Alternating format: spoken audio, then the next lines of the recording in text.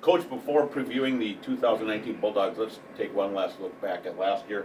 Your club went 28-6 overall and pulled off a double-double, winning both the NSC regular season and tournament championships.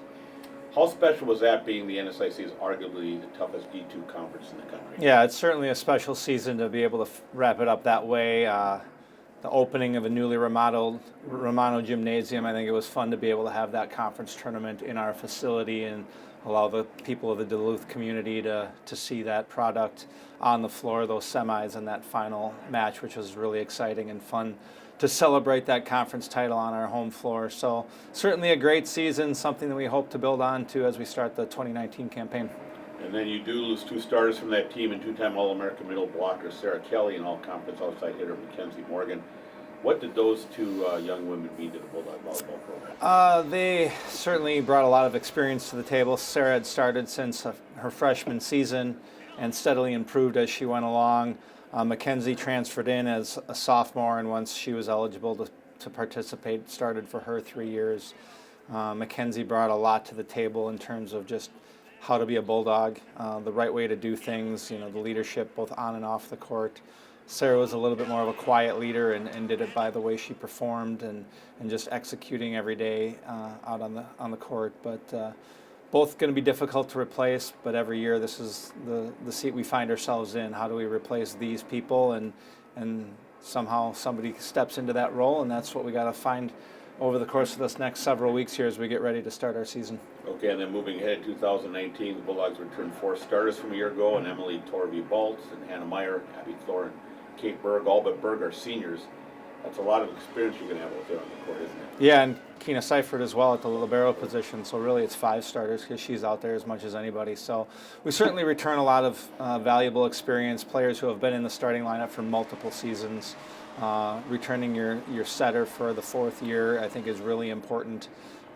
She can go out there and quarterback what we do right out of the gate. We're not starting anew from that standpoint, but we still have a few holes to fill in terms of what our lineup's going to look like, and it's going to be a new team chemistry. And we need our upperclassmen to step up from the leadership standpoint and figure out what this team is going to be all about.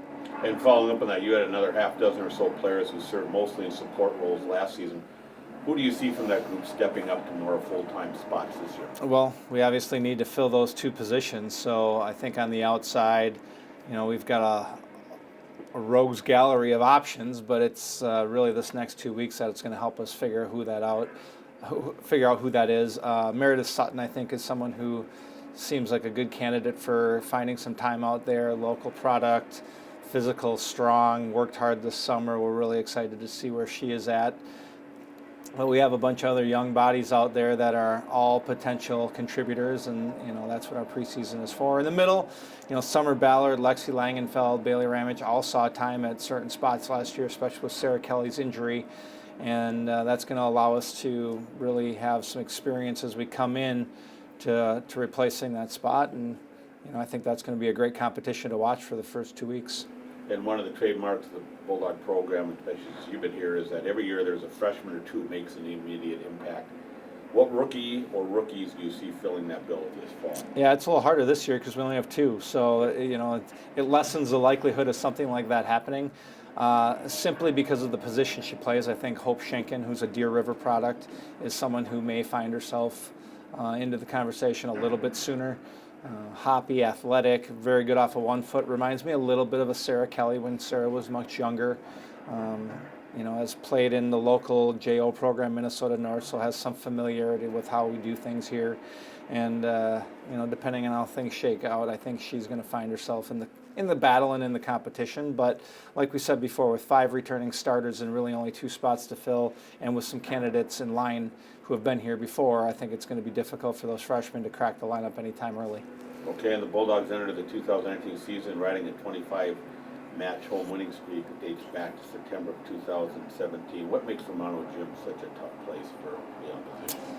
Well, I think it's always the comfort your team has playing in your home facility, the intimacy of what Romano provides, but certainly it's your home crowd, the support you get, the environment that we are able to create at home with our video board and everything that we do from a production standpoint. So I think the girls just really enjoy competing in Romano like the routine of what we do at home and come to play when they get a chance to defend our home court. So we take a lot of pride in defending our home floor, and we certainly understand that if you can do that from the beginning to the end of the year and then just do, moderately well on the road, you find yourself in a pretty good position.